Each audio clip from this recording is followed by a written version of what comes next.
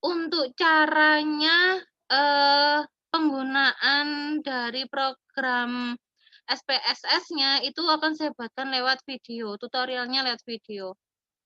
Dan ini yang akan saya buat, untuk UTS. Jadi UTS kalian nanti kalian saya kasih data dan itu saya minta kalian mengujinya, asumsi klasik dan regresi linier berganda. Jadi ini nanti kalian perhatikan baik-baik.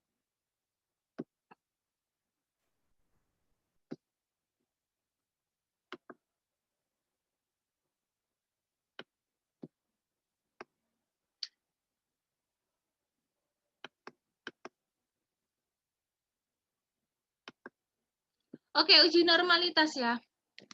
Uji normalitas bertujuan untuk menguji apakah dalam model regresi, variabel pengganggu atau residual memiliki distribusi normal.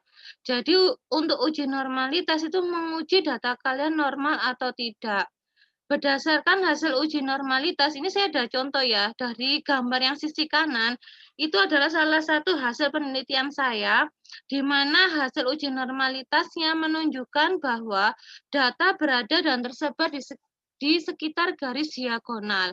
Artinya, kalau ini bintik-bintik kecil-kecil ini mengikuti garis diagonal, ini berarti dikatakan bahwa data kalian adalah normal. Jadi kalian bisa lanjut untuk melakukan penelitian. Jadi ngikutin garis diagonalnya ini yang bintik-bintik ini itu berarti normal. Nggak normal itu jika nggak mengikuti ini. Jadi menjauh atau nggak ngikutin ini persebarannya itu nggak ngikutin garis. Jadi kalau disebut normal tuh ngikutin garis diagonalnya. Nah, hasil penelitian yang ini menurut gambar 2, karena mengikuti garis diagonalnya, maka data penelitiannya termasuk data yang normal. Yang berikutnya dengan one sample Kolmogorov Smirnov ya. Kalian kalau ini nanti juga saya buatkan tutorialnya cara menghasilkan ini one sample Kolmogorov-nya. Gimana caranya nanti ada di video saya. Nah, kalian nanti ngelihatnya yang ini, yang bawah sendiri. Seek to tell, kelihatan nggak? Untuk ukuran perusahaan 0,060, DAR-nya 0,076, ROA-nya 0,066. Kelihatan? Kelihatan, Kelihatan, Bu. Kelihatan, Bu. Oke. Nah, ini kalian nganalisanya. Kalian lihat ini hasil yang paling bawah yang ada tutelnya ini. Bila tutelnya lebih dari 0,05, maka data berdistribusi normal. Biasanya itu akan dilakukan jika kalian ragu sama hasil ini. Ini termasuk mengikuti enggak? Ini kan agak enak ya, kalian menganalisanya, oh ini mengikuti. Nah, kalau ada yang bengkok ke sini dikit, nah kalian ragu, ini sebenarnya mengikuti enggak ya? Kalian bisa nguji lagi dengan cara yang ini. Nah, ini 0,60, berarti di atas 0,05.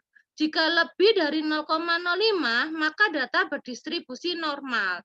Jika kurang, maka data tidak berdistribusi normal. Ini karena lebih dari 0,05, ukuran perusahaannya lebih 0,05, DAR-nya lebih 0,05, ROA-nya juga lebih. Berarti termasuk datanya adalah normal. Sampai sini paham? Kalau kecepatan bilang ya. Paham nggak? Bu, mau tanya. Oke, lanjut ya. Mau tanya, Bu. Oh ya, oke. Kalau misalnya tadi kan lebih dari 0,5 semua, 0,05. Kalau salah satunya ada yang kurang gitu gimana, Bu? Misalnya DAR-nya enggak lebih dari. DAR-nya misalnya datanya nggak normal gitu ya? Misalnya Maksudnya? DAR-nya 0,40 terus yang lainnya 0,5 gitu gimana, Bu? Berarti kamu harus ngutek-ngutek lagi data yang DAR-nya. Gimana caranya biar bisa jadi normal? Ada banyak cara kok. Nanti saya jelaskan di videonya aja cara menyiasatinya biar jadi normal ya. Karena itu nanti juga pakai SPSS juga untuk mengetahui yang mana dari sampelnya itu yang bikin datanya nggak normal. Itu nanti ada caranya dan itu bisa kalian hapus. Kalian hapus, misalnya ketemu, oh data yang untuk sampel ini yang bikin nggak normal. Itu kalian hapus, kalian eliminasi, diuji lagi. Jadi nanti ada caranya, nanti saya jelaskan di video saya. Gitu ya. Ya, Bu. Ada ada cara-caranya untuk mengatasi tidak normal itu gimana, apa yang harus dilakukan, itu ada caranya. Dan itu lewat SPSS juga. Oke, yang ini ya. Non heteros ya. Permisi, mohon maaf itu Bu, kalau share video boleh nggak Bu sekalian kirim PPT-nya? Kemarin nggak ada PPT-nya tah? Nggak Oh, yang ada, ini Bu. tah? PPT ini. Nggak sama yang kemarin-kemarin kan juga ada itu Bu, belum ada PPT-nya. Jadi Yang videonya video. Ibu kemarin itu PPT-nya masuk ke record ke apa itu di videonya sendiri. Oh, Cuman yang uji kalau PPT validitas kemarin ya? iya, jadi Oh, PPT-nya itu kita belum nggak ada bisa. PPT-nya. Oke, Belum. nanti tak kirim ya. Iya, kalau bisa sekalian sama yang ini ya Bu ya pakai PPT. Iya. Nanti tak taruh di e-learning aja ya. Iya, siap. Makasih Bu. Oke. Yuk. Sampai mana tadi? Ini ya. Nah, yang berikutnya adalah heteroskedastisitas. Nah, kalian lihat ya yang gambar yang ini. Gambar yang bulat-bulat kecil-kecil ini kan menyebar. Ada yang di bawahnya 0, ada yang di atasnya 0. Jadi tidak ngerembel di satu tempat aja, tapi menyebar. Nah, kalian lihat, deteksi ada atau tidaknya heteroskedastisitas dapat dilakukan dengan melihat ada tidaknya pola tertentu pada grafik scatter plot. Itu menurut Ghazali. Nah, hasil penelitian ini pada grafik scatter plotnya memperlihatkan gambar berupa titik-titik yang tersebar. Ada yang di bawahnya 0, ada yang di atasnya 0, jadi menyebar. Nah, itu membuktikan bahwa model regresi dari penelitian ini telah terbebas dari masalah heteroskedastisitas. Yang berikutnya adalah hasil uji multikolenialitas. Ini kalian melihat ada ukuran perusahaan, toleransinya 0,605, VIF-nya 1,653. Kesimpulannya tidak ada multikolenialitas.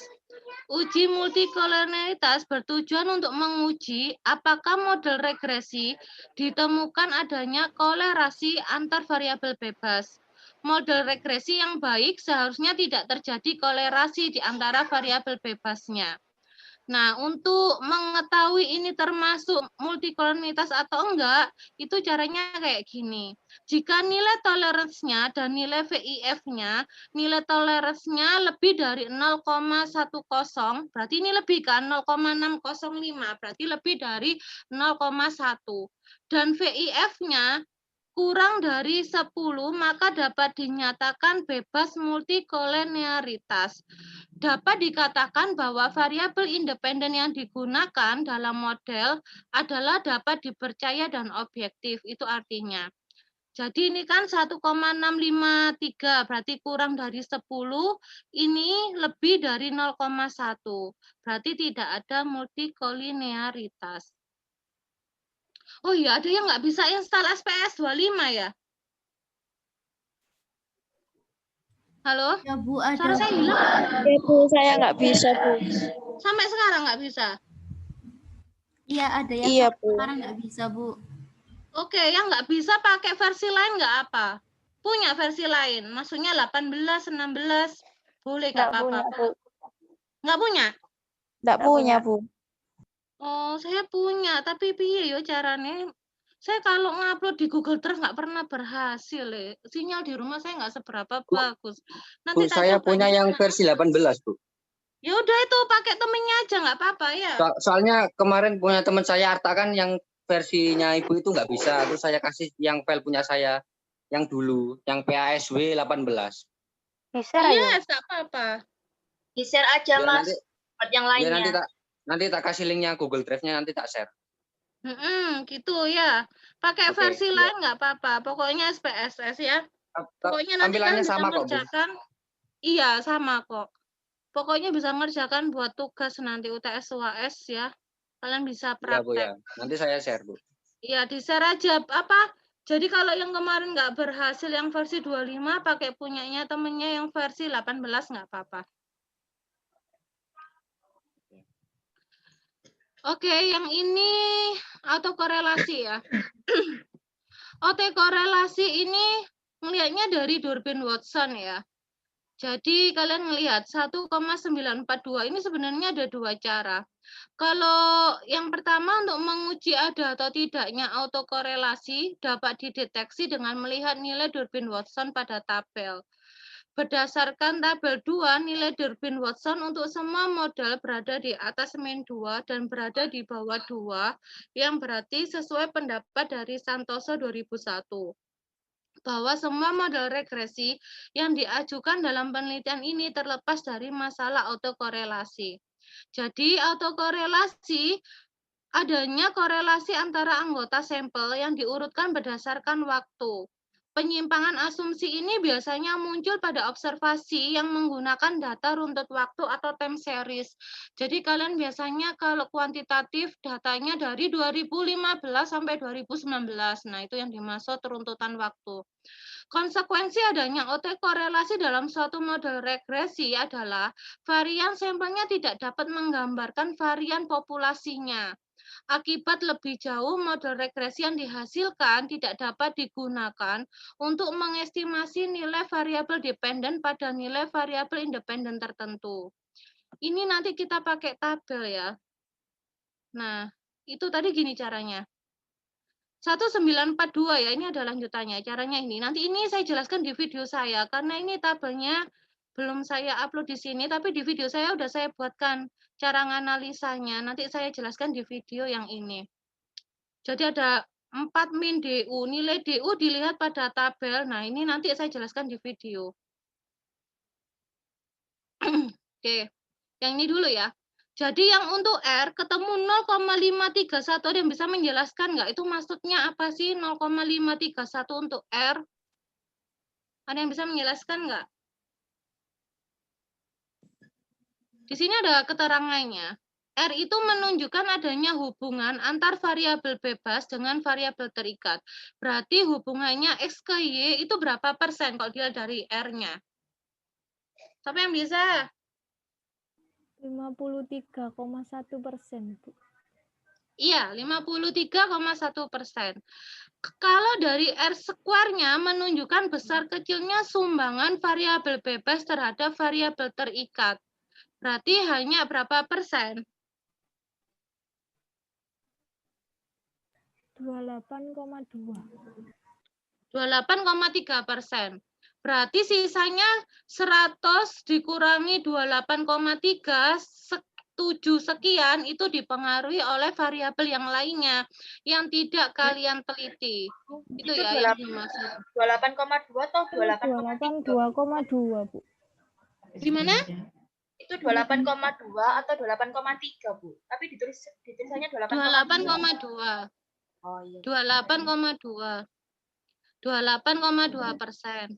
Berarti sisanya itu dipengaruhi oleh variabel lain yang tidak kalian teliti. Jadi variabel bebasnya itu sumbangan atau mempengaruhinya terhadap Y-nya kalau dilihat dari R square-nya itu hanya 28,2, sisanya dipengaruhi variabel lain yang tidak kalian teliti. Ini nanti di video karena ada tabelnya. Oke, ini uji F ya. Uji F itu kemarin uji simultan atau uji bersama-sama, uji bareng-bareng. Jadi X1, X2, X3, ini X-nya ada struktur aktiva, pertumbuhan penjualan, pertumbuhan perusahaan, profitabilitas, berpengaruh terhadap struktur modal. Nah, signifikannya 0,000. Berarti ini berpengaruh atau enggak secara simultan?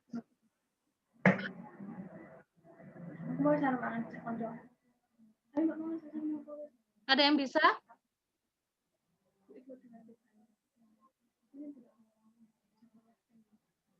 Uji F itu uji bersama-sama atau simultan ya, jadi bareng-bareng. X1, X2, X3, X4 berpengaruh terhadap Y. Ini X-nya ada struktur aktiva, pertumbuhan penjualan, pertumbuhan perusahaan, dan profitabilitas. rumusan masalahnya gini.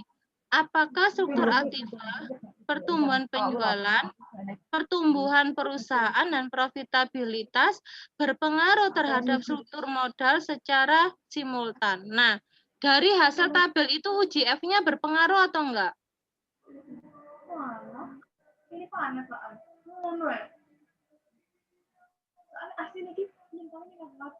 Ada yang bisa? Kamu gak iso pindah meja. Pindah komputer gak iso. Tapi program gue faktur kan macet.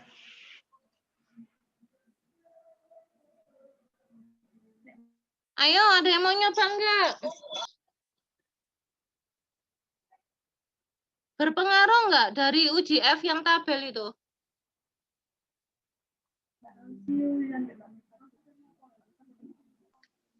Berpengaruh ya. Kalian lihat yang ini hasil signifikannya. 0,00 berarti di bawahnya 0,05. Melihatnya dari sini ya. Jadi UJF-nya struktur aktiva, pertumbuhan penjualan, pertumbuhan perusahaan, dan profitabilitas berpengaruh terhadap struktur modal secara simultan. Kalau dilihat dari UJT-nya, tabel satunya kelihatan nggak? Yang pojok kanan ini angkanya. Kelihatan, Bu. Oke, coba dari tabel tersebut kalian analisa. Yang berpengaruh yang mana? Dari X1 sampai X4. Kalau dilihat dari profitabilitas, pertumbuhan perusahaan, pertumbuhan penjualan, dan struktur aktiva, yang berpengaruh yang mana?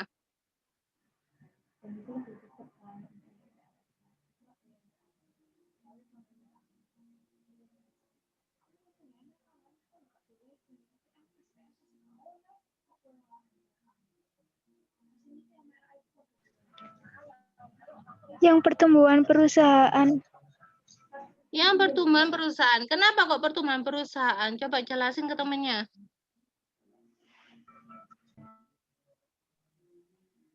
Karena signifikannya di bawah 0,05. Lihat yang ini ya, kolom ini ya. Ini kan ketemunya pertumbuhan perusahaan 0,00, berarti di bawahnya 0,05. Ini makanya untuk pertumbuhan perusahaan berpengaruh. Yang lainnya berpengaruh enggak? Coba, berpengaruh enggak? Enggak ya. Kenapa kok enggak? Kalian lihat ini. 0,1, 0,7, 0,4. Di atasnya 0,05. Jadi tidak berpengaruh. Cara berikutnya adalah dengan membandingkan T-tabel sama T-hitung ya. T-tabelnya sebentar. Saya carikan dulu.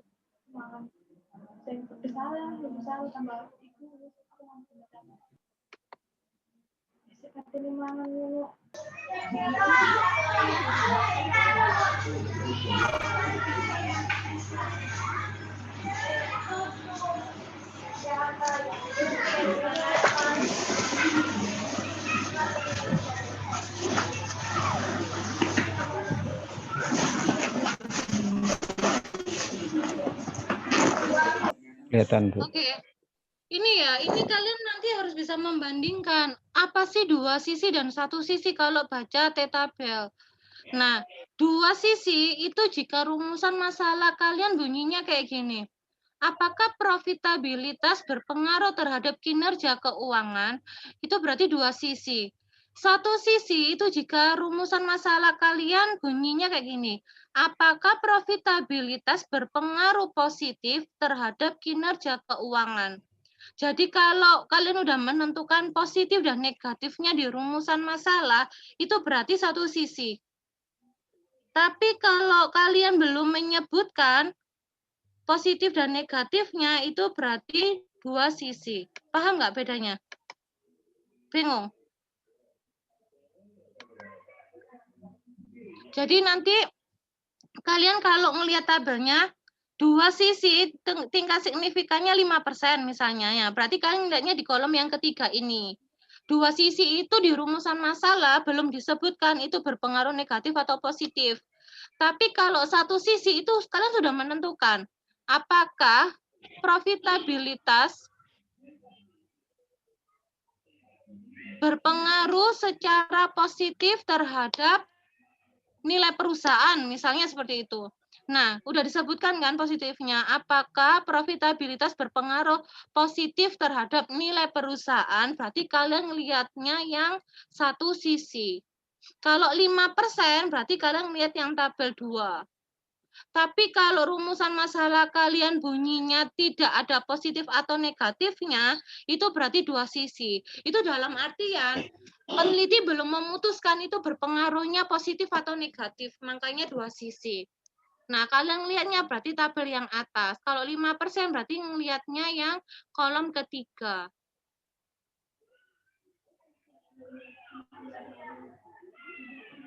Oke, balik lagi ke sini dulu ya. PPT-nya udah kelihatan?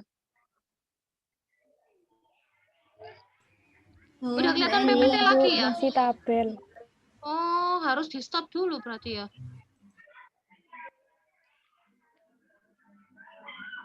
Ini ya, caranya gimana? Misalnya ini, secara parsial variabel profitabilitas memiliki nilai profitabilitas signifikan 0,104. Jadi lihat hitungnya dari sini ya. Lebih besar dari toleransi kesalahan yang diberlakukan yaitu sebesar 0,05. Hitungnya lebih kecil daripada tabel yaitu 1,641 kurang dari 1,988. Caranya DN sama dengan NK. Jadi N itu jumlah sampelnya, K itu jumlah variabelnya. Jadi misalnya penelitian ini jumlah sampelnya 90, K-nya itu jumlah variabel. Ini kan variabel X-nya ada berapa? 1, 2, 3, 4. Variabel independennya 4. Variabel dependennya 1. Berarti jumlah K-nya adalah 5. Berarti DF-nya N total sampelnya 90 dikurangi 5. 5 dari mana? Dari total variabel independen dan variabel dependennya. Ini X-nya kan ada 1, 2, profit, pertumbuhan perusahaan, pertumbuhan penjualan, struktur aktiva 4 kan. Y-nya struktur modal berarti 5. Nah, kembali ke sini. DF sama dengan N min K. Berarti DF-nya N itu jumlah sampelnya 90, dikurangi K-nya tadi ketemu 5, berarti DF-nya ketemu 85. Rumusan masalahnya untuk penelitian ini tidak disebutkan berpengaruh positif atau negatif. Jadi rumusan masalah X1 misalnya, apakah profitabilitas berpengaruh terhadap struktur modal? Berarti dua sisi atau satu sisi? Dua sisi. Dua sisi ya, diingat-ingat ya. Ini DF-nya ketemu 85. Oke, saya share tabelnya dulu.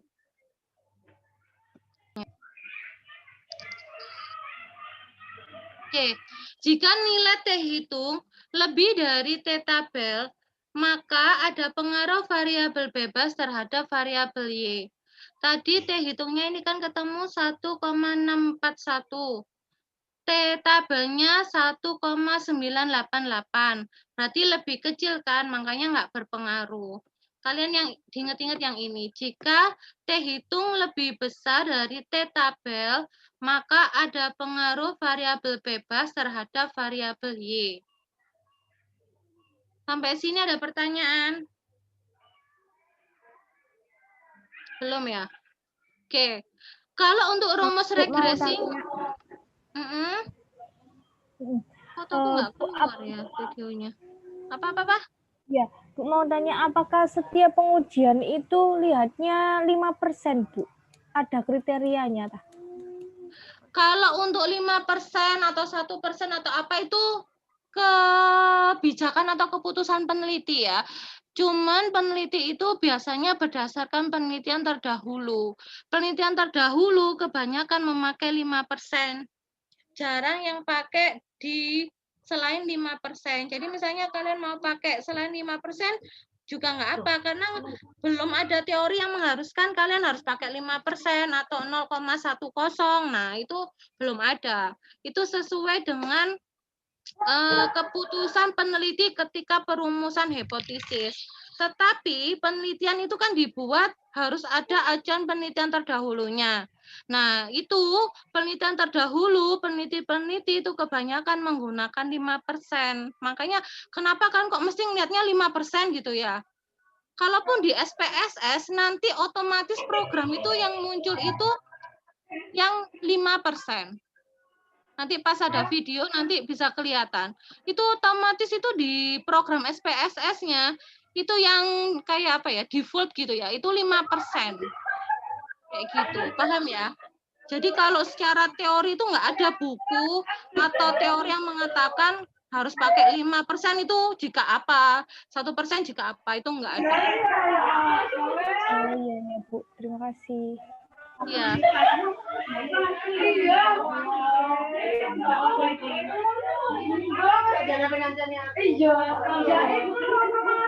Oke, sekarang untuk rumus regresinya.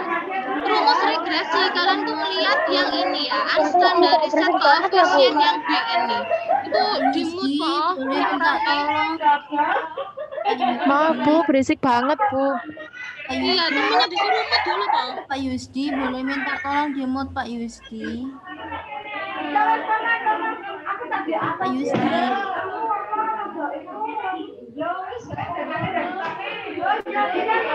Pak Yusdi. Oke. Jadi, untuk rumusan yang ini, rumusan regresinya Y sama dengan A konstanta plus itu loh, biasanya kalian taunya kayak gitu ya. Nah, itu ngelihatnya dari mana? Dari yang ini, dari kolom pertama yang unstandarized coefficient. Yang B yang ini. Jadi konstantanya kalian lihat yang rumusan ini.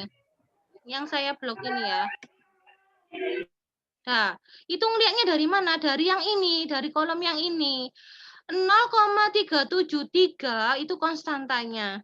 Ini minus ya, minus 0,252 X1 ditambah 0,006 X2 minus lagi min 0,003 X3 ditambah 0,001 X4. Nah, itu arti angka-angka itu apa? Itu ada artinya. Ini artinya yang ini ya, yang bawah ini. Konstanta sebesar 0,73 artinya jika X1, X2, X3, X4 nilainya adalah 0, maka Y-nya atau struktur modal itu adalah nilainya 0,373. Nah, kalau yang ini, yang profitabilitas min 0,252 itu artinya jika variabel independen lain nilainya tetap dan X1 mengalami kenaikan 1%, maka struktur modal ini Y-nya akan mengalami penurunan sebesar 0,252. Artinya, kalau ini negatif, itu kalau matematika berbanding terbalik. Jadi kalau X-nya naik, Y-nya turun. Jadi kalau ini negatif, kalau profitnya naik, Y-nya turun. Tapi kalau profitnya turun, Y-nya naik. Itu kalau negatif. Jadi diingat-ingat kalau negatif itu kalau matematika berbanding terbalik. Tapi kalau hasilnya positif kayak pertumbuhan perusahaan 0,006 itu positif kan pengaruhnya.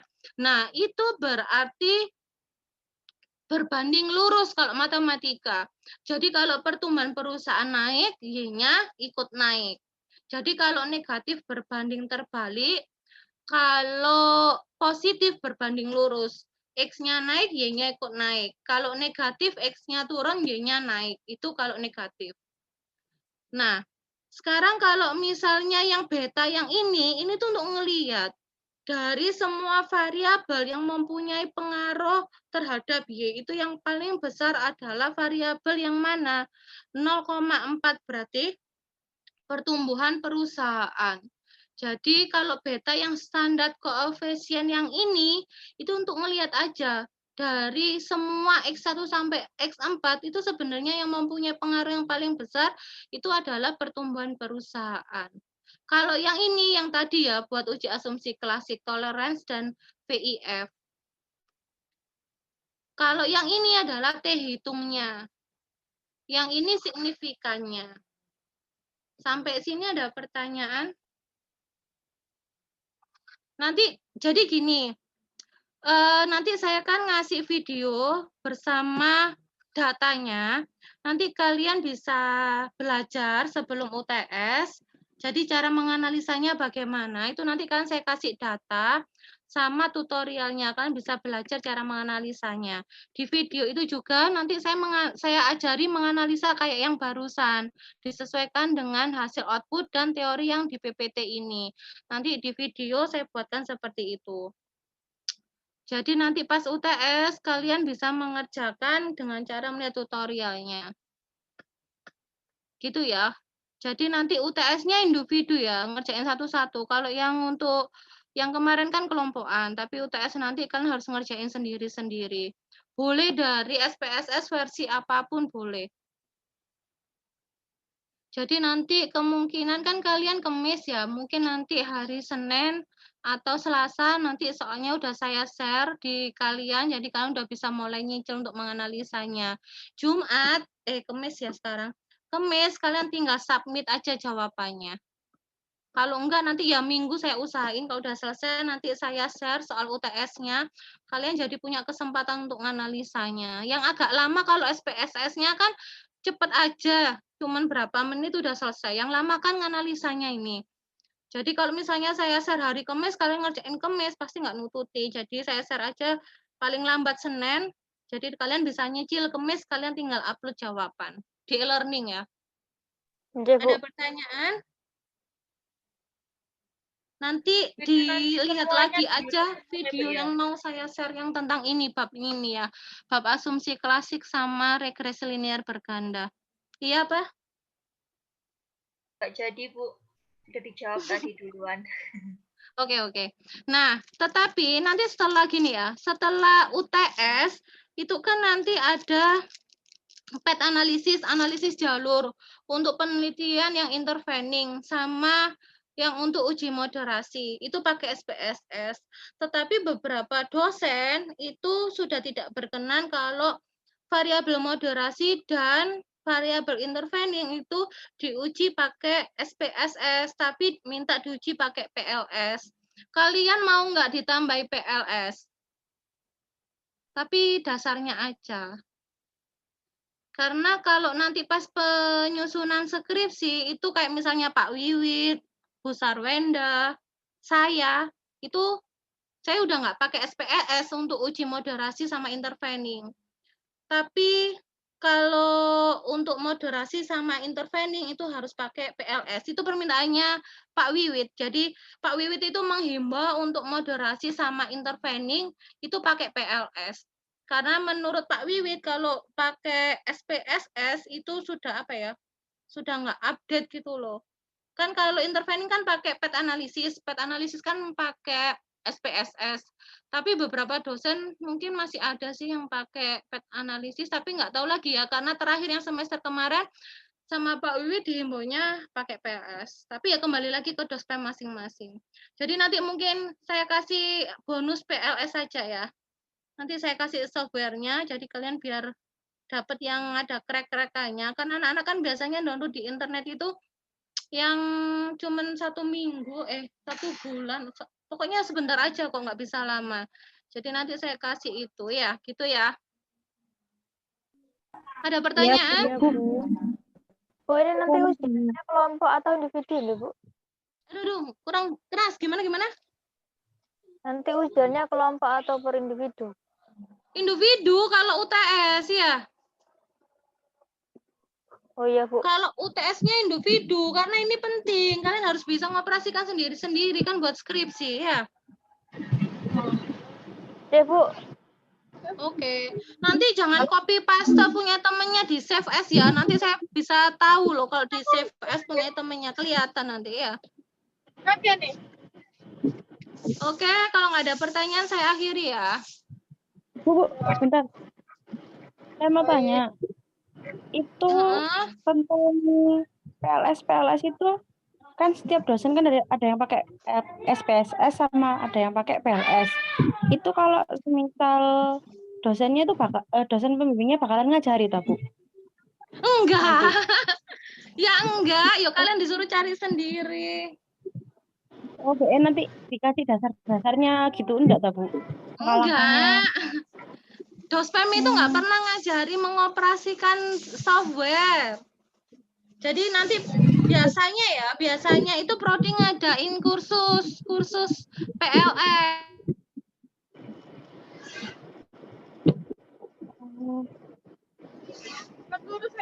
Ada biayanya berarti nanti, Bu, ya? Biaya apa itu bimbingan biaya untuk ibaratnya bersama-sama itu loh, Bu. PLS Iya itu sih. loh, bimbingan. Gimana? Tadi putus ya, gimana? Intinya gini, Ada kalau biaya tambahan. kalau dari prodi itu biasanya mengadakan kursus untuk PLS. Jadi nanti biasanya kalian nanti waktu liburan semester 7 itu biasanya prodi ngadain kursus PLS. Kalian nanti disuruh ikutan. Biayanya berapa ya? Saya agak lupa. 400 atau berapa gitu loh. Biasanya. Kalau dari pengalaman yang semester-semester kemarin gitu. Nanti saya ajarin, nanti saya kasih PLS yang bisa kalian crack kayak SPS 25 kemarin. Jadi bisa sampai 1 tahun insya Allah bisa ya. Kalau yang anak-anak kemarin yang download itu hanya bertahan berapa minggu gitu loh. Nggak bisa lama kok. 30 hari aja kalau nggak salah. Yang kalau download dari internet. Oke, Bu. Ya, terima kasih, Itu Bu. ya. Nanti tak kasih Ya. bonus kalau kita ada sisa. Atau enggak kayak gini, waktu kita bahas moderasi sama intervening, kalau pas pakai SPS tak selipin PLS gitu aja ya, biar kalian bisa yang PLS sama SPSS gitu ya. Ya, Bu. Ya, oke. Kalau nggak ada pertanyaan lagi, saya akhiri ya. Terima kasih. Assalamualaikum warahmatullahi wabarakatuh. Waalaikumsalam warahmatullahi wabarakatuh.